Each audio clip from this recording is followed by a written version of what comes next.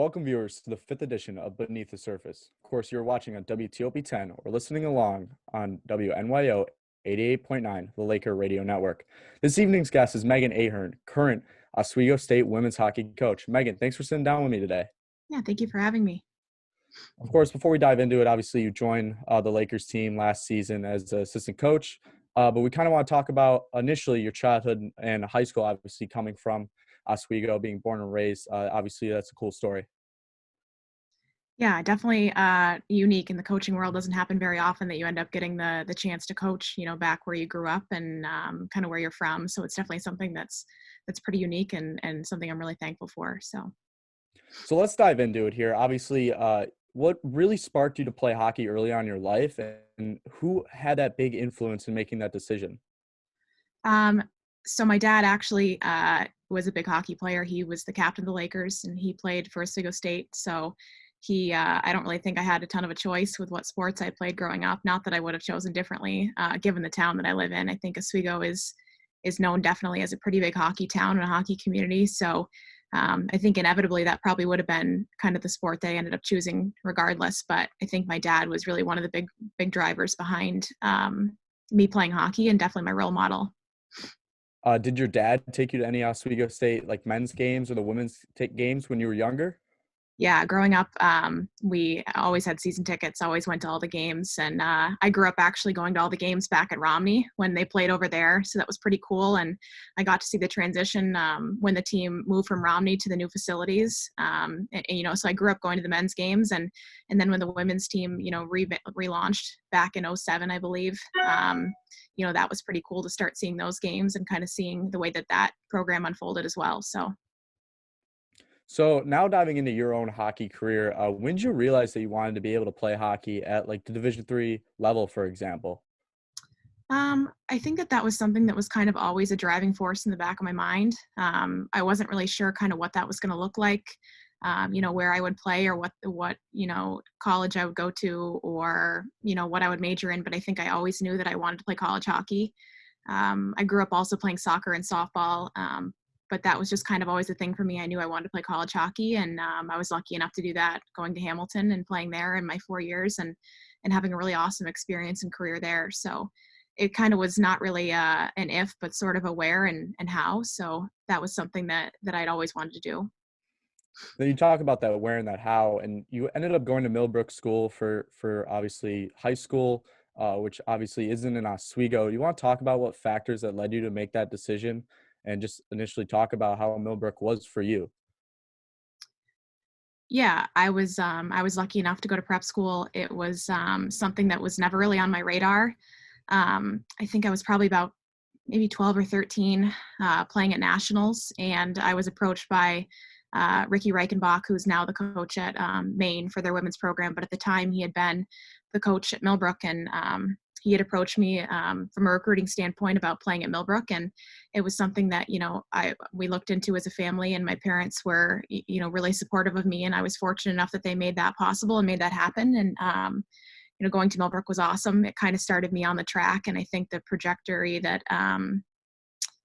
that led to everything afterwards. And I think that Oswego was an awesome place and an awesome place to come home to, but I think it was good for me to kind of get out of town for a little bit and see what other doors were open for me. And going to Millbrook, there were awesome people there, and I think that when I stepped on campus, it was one of those things that it really reminded me of Oswego and the kind of community that we have here. And it was one of the reasons that it made that transition so seamless for me. The small town vibes maybe a little helped you with that.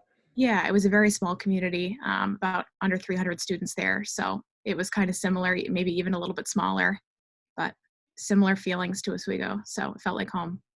Now, in terms of academics and hockey there, how did it really work every day for you on that team? Did you practice every day? You go to school, obviously, you're obviously a high school student at that time. So talk about how different that was in terms of just regular public education for, say, in Oswego. Yeah. I had always, growing up, I'd always wanted to be challenged academically. And I think that going to Millbrook definitely provided a bit of a challenge for me. We would go to school 6 days a week, so we'd have school on Saturdays as well. Wednesdays and Saturdays were our contest days, so we'd play games on Wednesdays and Saturdays, practice Monday, Tuesday, Thursday, and Friday. It was pretty scheduled and kind of rigorous, but I think that that was, a good teaching mechanism for me in learning how to balance my own schedule kind of more organically when I got older. And I think that, going to a NESCAC school and a school that's higher academic, it was something that really prepared me for, when I was on my own and I didn't have that schedule, I was kind of in the flow of that and knew how to manage my time.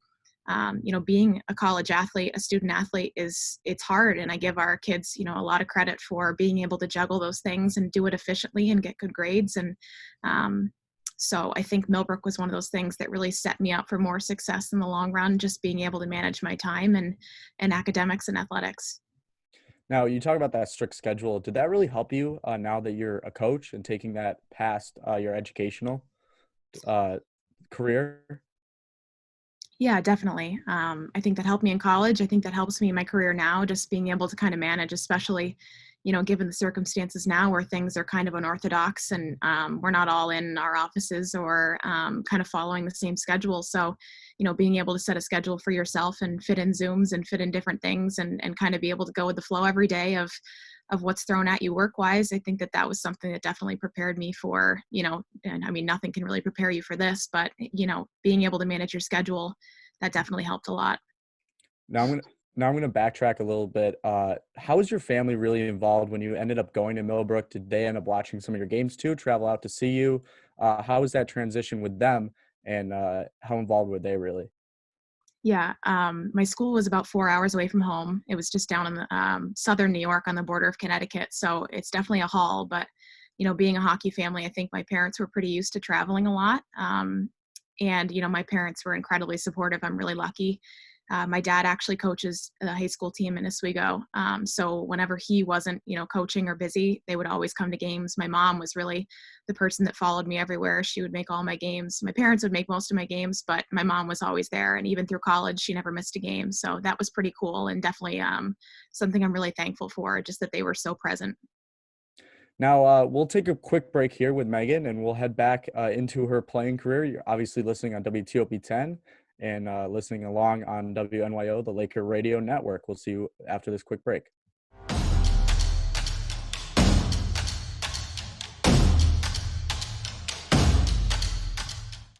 The inherent right to work is one of the elemental privileges of a free people.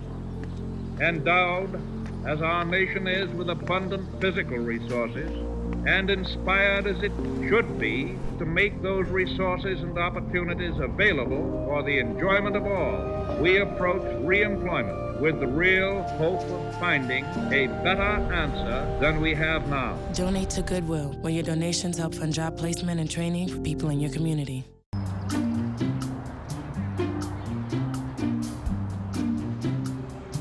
Don't worry, 74 people were picked before me in the NFL draft. To fight childhood obesity, United Way and the NFL are helping kids play at least 60 minutes a day. Okay, time for the team obstacle course. Yay! What this place needs is more healthy kids. To get involved or donate, go to unitedway.org/play60. Now I get it.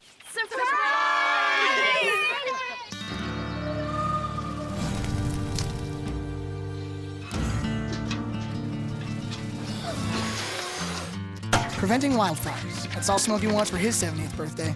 Why is my son having trouble in school? Finding lowest airfare to Istanbul. No, I'm tired of fighting with my son over his homework. Home, walk, restaurant. Need a review? No.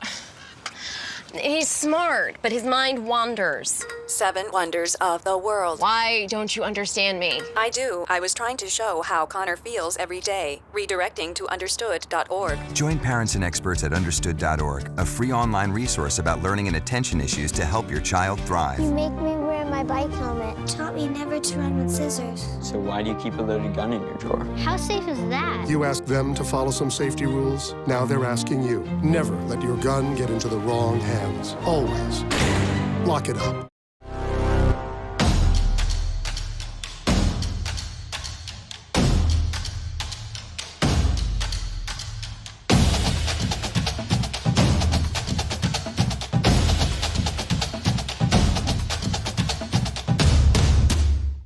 Now, Now, welcome back from Beneath the Surface. You're watching on WTOB 10 and listening along on WNYO 88.9, the Laker Radio Network. I'm still here with Megan Ahern, current Oswego State women's hockey assistant coach. Now, Megan, obviously before you became the assistant coach, you were obviously playing Division III hockey at Hamilton College.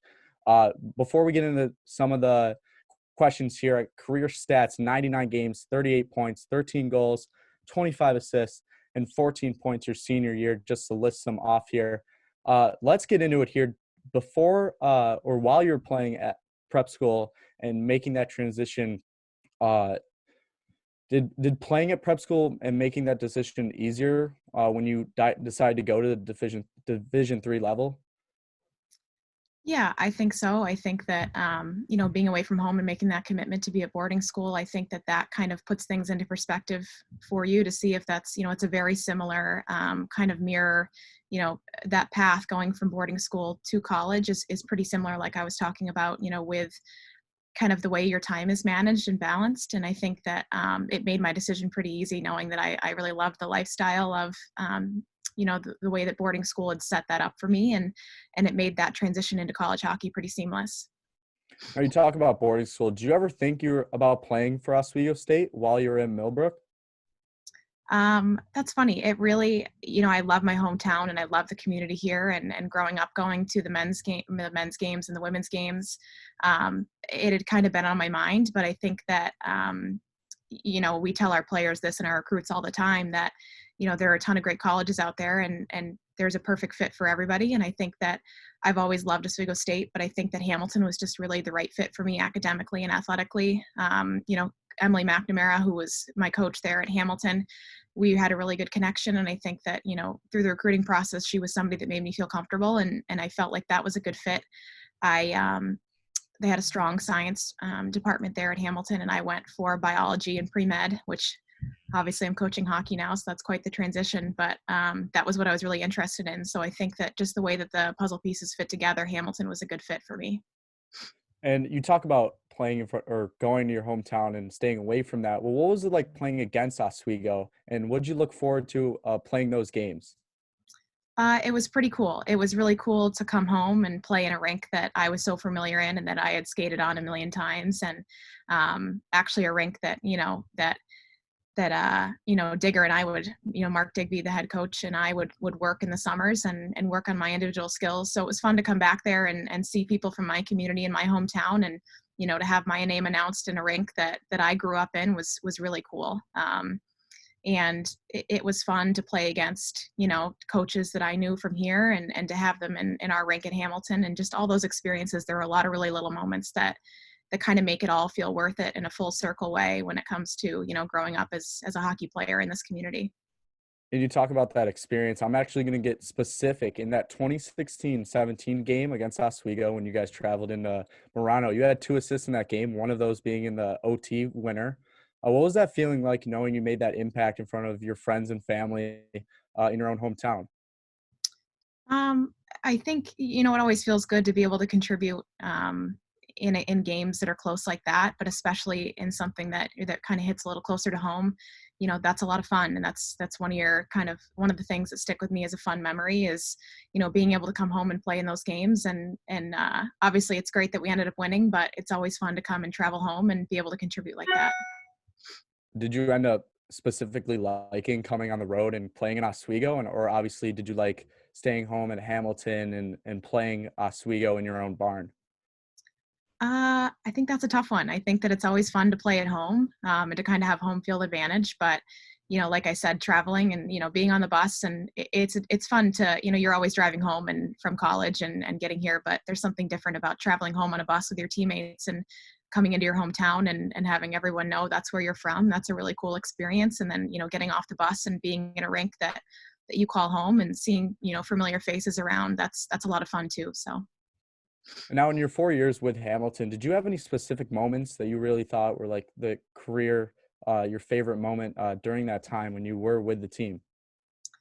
I don't know about specific moments. I think for me, it was just I think that Hamilton, when I started playing there, the NESCAC is a really competitive league, but I think Hamilton was kind of in a transitional period. So we got a new coach my freshman year. We were her first recruiting class. And I think that she did an incredible job kind of turning the program into what it is today. And it's very competitive in the NESCAC. So for me, being able to see kind of the building blocks being put together through my 4 years, going from, my first year where we weren't quite as successful to my senior year when, we were in the running and beating teams. Like we swept mid in their building, which hadn't been done before. So being able to do things like that and seeing tangible impacts over my 4 years, I think that was really cool and really rewarding. And it kind of mirrors a little bit of what, Mark and I are trying to do here and what Mark has done so far, just being able to see a program that hasn't quite reached, its pinnacle yet, and being able to identify where we want to go with that program. It's a lot of fun to see the mountain and start climbing it. So I think that, I don't know about specific moments at Hamilton. I think that there were games, OT winners and different things, and that were really memorable. But I think just looking back over the 4 years, seeing, the impact that my teammates and I had, and kind of seeing where the program's going now, that's really rewarding. You talk about your new coach that you had there at Hamilton. Did you pick up any coaching lessons from her at your time there? That's a tough one. I think that Mac she was an awesome coach in her own way. And I think that every coach kind of has their own unique, way about them and what works for them. I think the thing that, she taught me is just to kind of be authentic to yourself. And, she taught me a lot of, the X's and O's of hockey, but also just kind of how to be an efficient coach. And I think that for her, she was always true to herself. She was always, who she was. And I think that the thing that I kind of learned from her was that there are moments when she needs to be hard on you. And there are moments that she needs to recognize when somebody maybe needs a little more help or needs, she was just very good at recognizing what you needed. So for her, she would always laugh that I was the kind of player I needed to be yelled at. I needed to be, kind of just put in my place sometimes. And, she knew when to do that for me. And then she knew when to, sit in her office with me and just chat and talk, person to person. So I think it's just kind of about getting to know your players and identifying what they need as people and as players. And she was very good at that. You talk about that relationship you had with her when you were a player. What was your playing style really like, obviously, when you did play? My playing style. I was a forward. I was definitely a very offensive forward. I think probably a little more offensive than she would have liked. She once joked with me that she would probably take a goalie out of net to play defense before she put me on defense. But that was kind of her humor. And ironically enough, I'm actually coaching the D here at Oswego. But I was definitely an offensive forward. I liked being the offensive zone. I liked playing below the goal line, and I liked, feeding my teammates and being a part of offensive plays. So that was what I really loved doing. Now we'll talk about your transition into coaching next block after we get to this quick break. You're obviously watching on WTOP 10 Beneath the Surface, and you're listening on WNYO 88.9, the Laker Radio Network.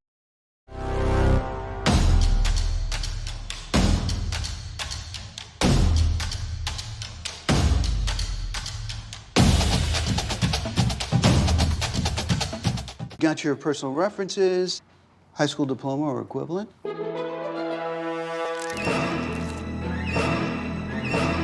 Skip the drama. Get your diploma. It's right there. Find free adult education classes at finishyourdiploma.org. We taught him how to hit a baseball, how to hit a receiver, the strike zone, the net. You taught him how to hit the upper corner. You even taught him how to hit the open man.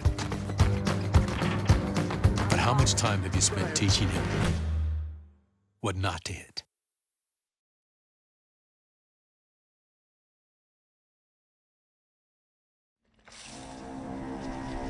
When some people struggle with their mortgage payments, they become frozen, petrified.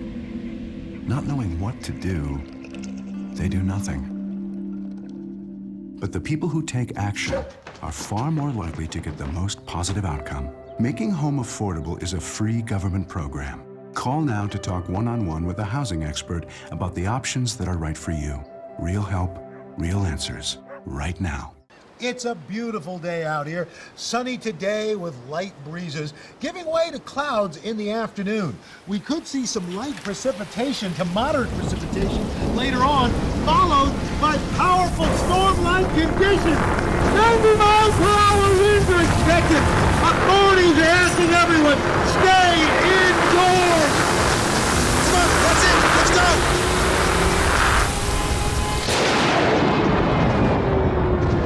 My new dad teaches me all kinds of stuff. I wouldn't use this one. He helps me with my decision making. Ever. And he's even teaching me how to drive. And that's why cars have bumpers. You don't have to be perfect to be a perfect parent. Thousands of kids in foster care will take you just as you are.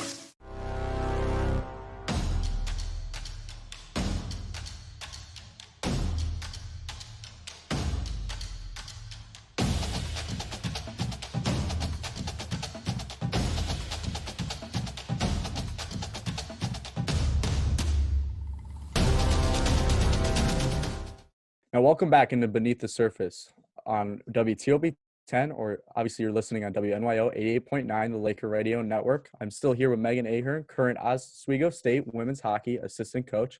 Megan, now let's talk about obviously your transition into coaching. You obviously played at Hamilton like we talked about last block, but now obviously when did you realize that you wanted to become a coach at any level really in hockey? I grew up in a family where my dad was a coach. I was always kind of working hockey camps. So I think that had always been something that was in the back of my mind. Like I had said, when I went to Hamilton, I was a bio major there, and I was, looking into going to dental school and kind of weighing my options with, different careers. But I think that kind of when things start to tug you in life in different directions, you listen to those things. And I've always been, pretty attuned to listening to that stuff. And, my senior year, when I started thinking about my playing career ending and, what that meant, and kind of not having hockey in my life, which had been something that was, so big for me, I thought, that's not really something that I wanted to give up. And so I started looking at, where I could incorporate hockey in different capacities. And for me, that led to coaching, and a really unique opportunity came up for me to go and work at King's College in Wilkes-Barre, Pennsylvania. They were just launching a program, and I applied for that job and ended up becoming the assistant there and working there for 2 years, and really had an awesome experience working there. You talk about weighing your experiences senior year. Did you end up talking to your coach at the time in Hamilton about how you could really make your dream of becoming a coach really a reality? A little bit, yeah. I think that was something that was more of like a guarded decision at first, just because I wasn't really sure. But as soon as that was something that started to kind of matriculate, I talked with her, of course, and Mark, and actually Greg Haney, who used to work here. He had some connections that he helped me find this job, and that I was at King's. And, so there were a lot of people that I had in the hockey community that I leaned on and kind of sought information from. And, I'm lucky to have the people that I've had in my life, and my dad, and a lot of people that have really good opinions and advice and helped me get where I was. Now, how did your experience as a D3 athlete really help you now as a coach in terms of relationships with your players and overall the game? I think that Division III, like I've talked about a little bit before, sometimes it's kind of looked at as, Division I, of course, is everybody's dream. But I think for me, especially after going to boarding school, realizing that I do enjoy that balance, and I enjoy, I've had a lot of friends that have played Division I, and I think everybody, what their needs and their experiences are obviously different. And I think for me, just weighing what I wanted between academics and athletics and social life and kind of that community feel, and Division III was a really good fit for me. And so I think when that decision, when I got the opportunity to coach at a Division III level, that was something that made a lot of sense for me, and is something that, with our athletes now, being able to help them balance and kind of have that experience that, a Division III college provides for an athlete, I think that that's kind of the right role for me. You touched about King's College minutes ago. You spent 2 seasons with the program. How did you take the lessons you learned there and apply it to coming to Oswego? Yeah, I think that, the transition from coaching at King's to Oswego was obviously a huge jump. Like I had said before, at King's, we were just starting our program, which it's very difficult. It's definitely a testament to Jen Kindred, who was the coach at that time, who brought me in as her assistant. But her and I worked really hard to kind of try and start a program. You're starting from the ground up, where a lot of programs have things set in stone and have kind of their ways, but starting a program from scratch, I think that translated to, teaching me a lot of really valuable lessons about coaching. And it gave me a platform to kind of wear a lot of hats that I don't think that I would have necessarily worn at more established programs, just because there was so much to do that, Jen really put her trust in me and, sent me out recruiting. And I did a lot of the work that, I was lucky enough to do a lot of the work that I mean, a lot of assistants aren't always, given the opportunity to do. So I think that was kind of an invaluable experience for me as far as teaching me a lot about coaching and kind of bringing that into my job here now. And then before you joined the team last season, with Oswego, was there really any thought process with going like, oh, hey, let's make our journey back to Oswego? Did you talk to Coach Digby at all? Obviously, you talked about the relationship you had with him prior, but did he allow you to make that journey back to Oswego? Yeah, I've known Mark for a long time. I've known him since I was a kid, and I've been lucky enough to know him since I was a kid and his family. But I think that as soon as that opportunity arose where I knew that he was going to be moving over to the women's program, I think that was a no-brainer for me as far as, if he was going to ask me to come help him and be a part of this program with him, that was an absolutely and without a doubt in my mind something that I wanted to do. As far as working with him and being back in this community, that was something that was a dream for me. So. You talked about your role earlier with the team. Do you have what very specifically do you do on a day basis, and then maybe during practices, what's your real role for the team? Yeah, I think you get asked this question a lot as a coach, kind of what your role is, and it's really hard to define, what from a tactical perspective what your role is. I think that it's kind of just maneuvering through your day and figuring out what your players need, and that changes from a day to day, from a year to year basis. And I think that on the ice in practice, sometimes it's as simple as skating around and checking in with players and kind of temperature gauging and seeing where they're at while, Mark's running a drill, or, if I'm running a drill, Mark's kind of walking around or skating around and helping players. And it really just depends. And I think that's one of the things with coaching that Mark has taught me a lot about. It's just kind of reading a situation and figuring out what that situation needs. So obviously this year is very different with COVID, and it's just a lot of adaptability and figuring out, okay, what do your players need right now, and how can I best help to be a coach that can assess that situation, and what should I do? Now, what is your greatest strength as an assistant coach for this Oswego team? What is my greatest strength? I think that, I don't know, I'm not sure if it's necessarily a strength, but I think my favorite thing about being a coach is working with the players, and I think developing those relationships. I think that a lot of times, growing up, I think I had a misconception that coaches were supposed to be kind of distant and authoritative. And as I got older, I realized, the better coaches in the world are the ones that make those connections and really get to know their players and kind of let their walls down, because it's hard to ask players to, be open and candid and vulnerable with you if you don't do the same back. So I think that's something I've learned a lot from Mark. I tell recruits a lot when he's not in the room. Of course, I don't want to pat him on the back in front of him, but a lot of coaches are either really good people and coaches, or they're really good at hockey and teaching skills. But I think Mark is one of those unique people that's really good at both, and that doesn't happen very often. So I'm learning a lot from him, and I have learned a lot from him about just the way that he coaches and his style, and just being empathetic to your players and understanding that they're people, and they're stressed, and just trying to figure out how to best create them into the players that they are able to be and the people that they need to be after college. Well, thank you, Megan, for joining us today on WTOB 10 and WNYO. We appreciate you for taking your time out of your day to join us on Beneath the Surface. But this has been the 5th edition of Beneath the Surface. You're listening, obviously, on WTOB 10 and listening on WNYO 88.9, the Laker Radio Network. And we'll see you guys next time.